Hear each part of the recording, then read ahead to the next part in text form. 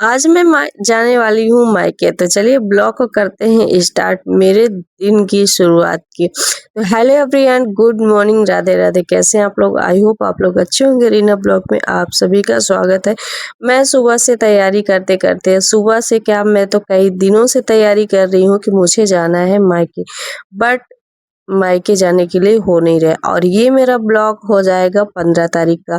आज बहुत दिनों बाद जा रहा है ब्लॉग, क्योंकि ब्लॉग वही, यानी कि ब्लॉग ही नहीं डाल पा रही थी, वीडियो एडिटिंग ही नहीं कर पा रही थी। तो यहाँ पे मैं सुबह से चलते चलते शाम को पहुंची अपने घर। तो यहाँ पे ना, जैसे मैं पहुंची तो उसके पहले मुझे पता नहीं था कि यहाँ पे वीडियो भी बनाया जा रहा है। सबको मतलब बहुत इंतजार था मेरा, मैं बहुत दिनों से जाने वाली थी और बिट्टू को लेके पहली बार आई थी। तो दीदी का यह मानना था कि हम बनाएंगे यहाँ का ब्लॉग और दिन रहेगा, लेकिन दिन तो था नहीं, फिर रात का बना तो रात में उतना अच्छा आया नहीं, बट फिर भी सब लोग कोशिश किए अच्छे से। तो मम्मी बिट्टू को लेके आ गई थी।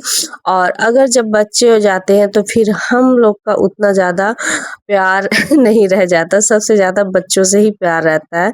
और सब लोग बच्चे को लेके अपना मस्ती ढेर सारा करते हैं और लेके उसको अपने पास रखेंगे और लेके आते जाते रहेंगे। फिर उसके बाद बिट्टू ना रोने लगी थी, तो मैं उसको थोड़ा सा ले ली थी। फिर मैंने कहा कि अगर आप लोग ब्लॉग शूट किए ही हो तो थोड़ा सा और कर दो भाई यहाँ का भी, ताकि मेरे लिए थोड़ा सा यादगार रहे। वैसे तो मैं आई थी सिर्फ एक दिन के लिए भी नहीं, आप लोग सोचोगी नहीं कि भाई एक दिन के लिए कैसा आना है मेरा।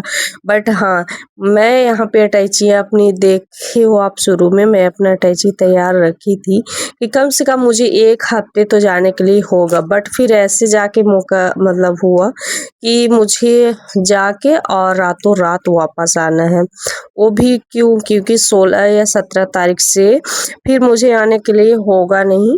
इसकी वजह से ना मैं पहले ही, ये था कि हाँ पहले ही हम चले जाएंगे और उसी दिन आ जाएंगे तो ठीक रहेगा। लेकिन मैं वहाँ जाने के लिए फिर जाके हुआ कि नहीं, अब मुझे रातों रात नहीं आना है, एक दिन रुकना है। वो भी बाद में पता चला। तो यहाँ पे सब लोग, बड़ी मम्मी लोग, सब लोग आ गए थे जैसे मैं पहुंची। यही होता है ना कि अगर आप ससुराल से जाओ तो मायके में जो भी होते हैं ना आपके आस पास, या आपके बड़ी मम्मी, आपके मतलब जो कि घर के होते हैं, सब लोग आपके पास आके बैठ जाते हैं। वो फील, वो चीज़ ना बहुत ही अच्छा लगता है। और आपको चाय पानी नाश्ता ये कराया जाता है। यहाँ पे सब लोग बिट्टू से लगे थे, उसकी ये हैं दीदियाँ सारी, जो कि छोटी बड़ी सभी लोग हैं। और इस टाइम पे मेरे मायके में ना बहुत ही अच्छा लग रहा है, क्योंकि सारे बच्चों की है छुट्टी और सब लोग आ चुकी है अपने नानी के घर। यहाँ पे हुआ कि रात में ही, तब तक ये इंतजार था कि रात में ही मुझे जाना है। तो बिट्टू का नॉर्मली ऐसे पसंद होता है, हमारे यहाँ पे ये होता है कि अगर बच्चा पहली बार नानी के घर जाए और वहाँ से आना है तो उसको मुंह जूठा करके ही आना है। उसका कराया गया पसनी और फिर मुझे हो गया कि मुझे एक दिन रुकना है। रुकने का टाइम तो मिल गया, बट मैं एक भी कपड़ा लेके नहीं आई थी, ना ही बच्चे का और ना ही अपने का। फिर मैंने किसी तरह का, अपना तो ठीक है बट बच्चों का भी गुजारा की सिर्फ एक दिन के लिए। और दूसरे दिन मुझे फिर लेने आ गए थे, लेकिन दूसरे दिन था मेरा व्रत। अब मुझे इंतजार था कि मैं व्रत के दिन भाई क्या ही पहनूं। बट यहाँ पे दीदी थी तो मैं दीदी की साड़ियाँ तो पहन ली, अपने लिए तो सही है, लेकिन बच्चों के लिए मैं उसी में अपना जुगाड़ कर दी और उनको पहना दी। कम से कम मुझे, मैं इसलिए भी खुश थी कि कम से कम मुझे एक दिन, मतलब एक रात में रह गई, एक रात रहने के लिए मुझे टाइम मिला, सुबह से लेके शाम तक। और वो चीज़ मेरे लिए ना बहुत यादगार रहा। और मैं सोची कि मतलब अच्छा हुआ कि मुझे उस दिन जाने के लिए नहीं हुआ, नहीं तो ये सारी चीज़ें मैं मिस कर देती। यहाँ पे दीदी लोग व्रत थी, सब लोग व्रत थी, हम भी व्रत थे। यहाँ पे पूजा कर रहे थे, लेकिन हमारे यहाँ पे ऐसा होता है कि अभी मतलब कुछ है जो दिक्कत, तो हम यहाँ पे पूजा नहीं कर सकते, यानी कि नॉर्मली जो पूजा करते हैं। इसीलिए हम लास्ट में, जैसे यानी कि नॉर्मली पूजा किए, बट जो होता है विधि विधान वाला, वो वाली सारी चीज़ें नहीं की। यहाँ पे इतने सारे बच्चे, सारे मेरे भतीजे सब लोग हैं यहाँ पे, और मुझे बहुत अच्छा लगा। और इस दिन का मुझे ना इंतज़ार बहुत दिनों से था। बट ऐसा हुआ कि मैं सिर्फ मायके इसलिए नहीं जा पाती कि मेरे ससुराल वालों का क्या होता, मेरे हस्बैंड का क्या होगा, मेरे बच्चों का क्या होगा। और मतलब ये सारी चीज़ें कि मैं अगर मायके आ जाऊँगी तो वहाँ का हालत ख़राब हो जाएगा, वहाँ कौन करेगा, इतने सारे ज़िम्मेदारी लेके मैं अपने मायके तक नहीं जा पाती, और वो भी आज नहीं 5 साल से हो रहा है। मैं अपने मायके में इसलिए नहीं रुकी कि मलमास लग जाएगा और 1 मंथ मुझे रुकना पड़ेगा, और 1 मंथ क्या, मैं 1 हफ्ते तक नहीं रुक सकती। इसकी वजह से मुझे आना था रातों-रात कि फिर मैं जाऊँगी दोबारा और रुकूँगी, बट ऐसा नहीं हुआ और मेरी अटैची ना अभी तक तैयार है, और मैं इंतज़ार कर रही थी कि हो सकता है शायद मैं जाके रुक लूँ, हो सकता है, बट ऐसा नहीं हुआ। और फिर मुझे मतलब इन मैं बस इतना ही खुश हूँ कि मुझे 1 दिन रुकने के लिए टाइम मिल गया। और यहाँ पे ये हो जाता है कि अगर मैं रुक जाऊँगी तो यहाँ का क्या होगा, हस्बैंड का खाना-पीना। पहले रहता तो पहले किसी और चीज़ की ज़िम्मेदारी, अब हस्बैंड घर है तो उनकी ज़िम्मेदारी कि वो भूखे रह जाएँगे।